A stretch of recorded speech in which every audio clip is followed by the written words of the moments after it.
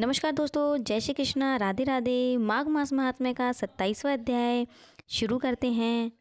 प्रेत कहने लगा कि हे पथिक, मैं इस समय तुम्हारे पास जो ये गंगा जल है उसे मांगता हूँ, क्योंकि मैंने इसका बहुत महात्म्य सुना है।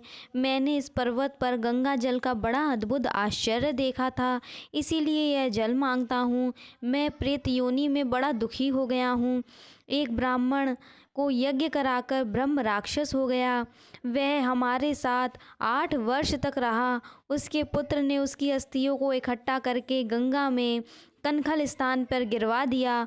उसी समय वह राक्षसत्व को त्याग कर सद्गति को प्राप्त हुआ।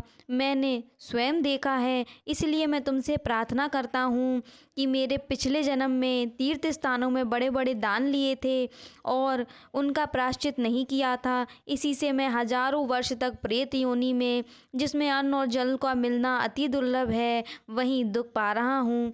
इस योनि में मुझको हजारों वर्ष बीत गए। इस समय आप जल देकर मेरे प्राणों को, जो कंठ तक आ गए हैं, बचाओ। कुष्ठ रोग आदि रोगों से भी मनुष्य प्राणों को त्याग करने की इच्छा नहीं करता। देवदूती कहने लगे कि ऐसे उस प्रेत के वचन सुनकर वह ब्राह्मण बड़ा ही विस्मित हुआ और अपने मन में यह सोचने लगा कि संसार में पाप और पुण्य के फल तो मिलते ही हैं। देव, दानव, मनुष्य, कीड़े मकोड़े भी रोगों से पीड़ित होते हैं। बाल और वृद्ध को भी मरण, अंधा तथा कुबड़ापन, ऐश्वर्य, दरिद्रता, पंडित्य, मूर्खता सब कर्मों से ही होती है। इस कर्म भूमि में जिन्होंने न्याय से धन इकट्ठा किया वह धन्य है।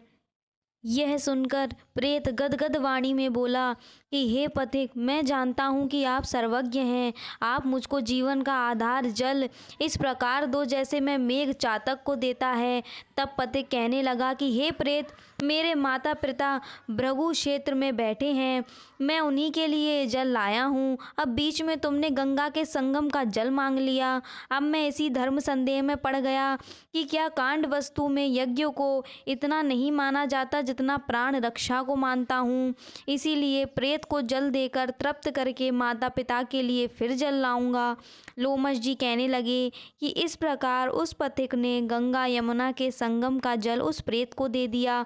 उस प्रेत ने प्रीति पूर्वक जल को पिया। उसी समय वह प्रेत शरीर को छोड़कर दिव्य देहधारी हो गया।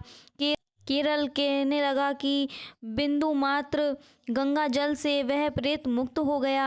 हम समझते हैं कि ब्रह्मा जी इस जल के गुण का वर्णन नहीं कर सकते, नहीं तो महादेव जी इस जल को अपने मस्तक पर क्यों धारण करते।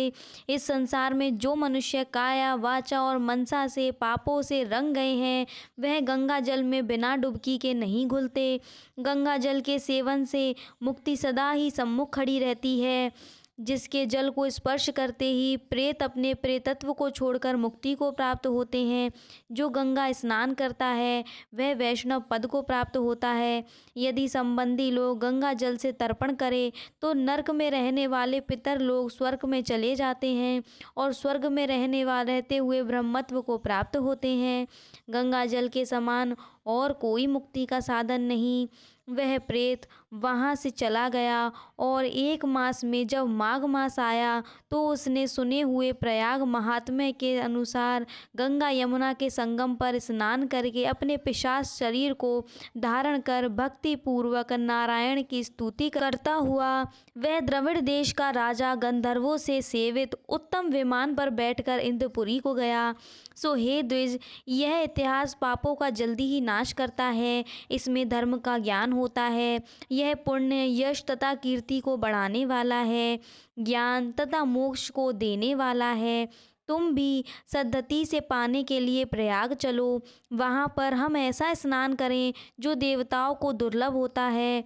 वहाँ पर श्राप से पैदा हुआ पिशाचपन सब नाश हो जाता है। और इस प्रकार लोमश जी के मुख से अमृत में मधुर कथा को सुनकर मानो अमृत पीकर सब प्रसन्न हुए और पाप रूपी समुद्र से पार हुए। उन्हीं के साथ सब लोगों ने दक्षिण दिशा को प्रस्थान किया।